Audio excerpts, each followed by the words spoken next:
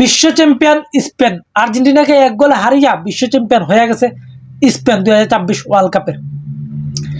আর আজকে আর্জেন্টিনার খেলা দিকটা এটা কি খেলা মনে হয়েছে, এমন বাজে খেলবে কল্পনার বাইরে, যে আজকে এতটা বাজে খেলছে আর্জেন্টিনা যেটা কল্পনা করা যায় না। তুমি হিসাব করলে দেখবে যে আর্জেন্টিনা পুরো ম্যাচে মাত্র 33% না 36% বল দখলে রাখছে। আর বল যতক্ষণে তাদের পায়ে আয় পাস খেলার কোনো চেষ্টাই করছে না আজকের ম্যাচটা আমাদের।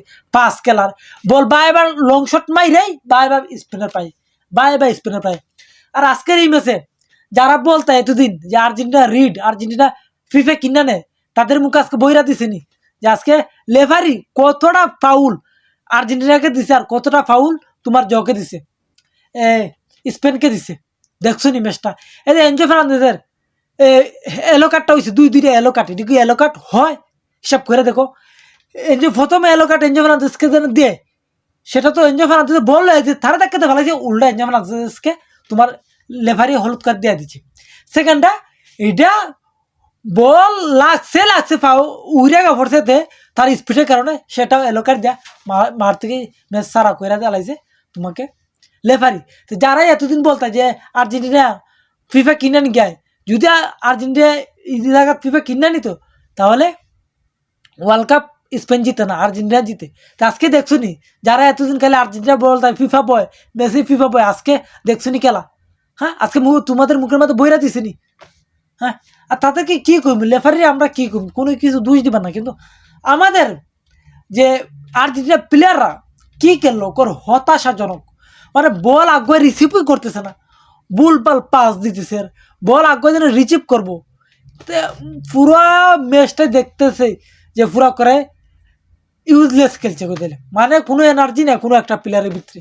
এমন একটা ম্যাচ গেছে আজকে, যদি আজকে খেললে হারতো দুঃখ আসিল না, যে ম্যাচ খেলছি তারপর ভাগ্যর কারণে আমরা জিততে পারছি না। কিন্তু আজকের খেলা দিয়া কিতা মনে বুঝ দিব, না খেলছে না ভালো খেললে হারছে, কিতা বললে মনটা বুঝ দিব বলো?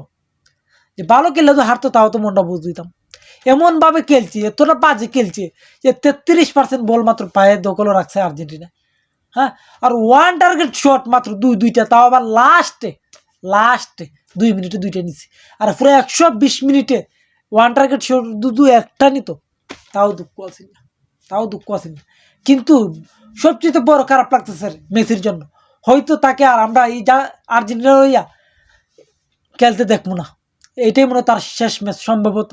আজকের ম্যাচের শেষে সম্ভবত অপশন নিয়ে নিবে। যদি এই ম্যাচ জিততো তাহলে কিছুটা খেলার আগ্রহ থাকলো না, কিন্তু এই ম্যাচ যেহেতু হাইরা গেছে তাহলে খেলার আর আগ্রহ না, এটা নিশ্চিত বলা যায়। আর আর্জেন্টিনা আজকে যেন 120 মিনিট খেলছে শুধু একমাত্র এমি মার্টিনেসের কারণে, আর কের কারণে না, একমাত্র এমি মার্টিনেসের কারণে 120 মিনিট খেলছে। আর না গেলে 120 মিনিট দেয়া 45 মিনিটেই ম্যাচ নিয়ে আনিছিল স্পেন, যেইভাবে খেলছে আজকে স্পেন। আর স্পেন যদি আজকে হারতো তাহলে ফুটবল জগত এটা অন্যায় হইল না যে আজকে যদি স্পেন হারতো। কিন্তু যোগ্য দলই আজকে জিতছে স্পেন, তারা 1 গোল দেয়া জিতে গেছে আর্জেন্টিনার সাথে, তারা বিশ্ব চ্যাম্পিয়ন হয়ে গেছে।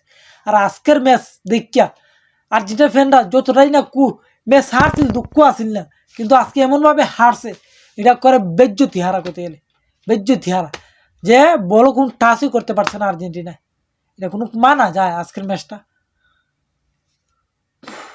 কি বলবো, বলার মতন না। বলবো কালকে, আগামীকাল খেলা বিষয় নিয়ে কথা বলবো, আজকে আর কথা বলতে মন চাইতেছে না।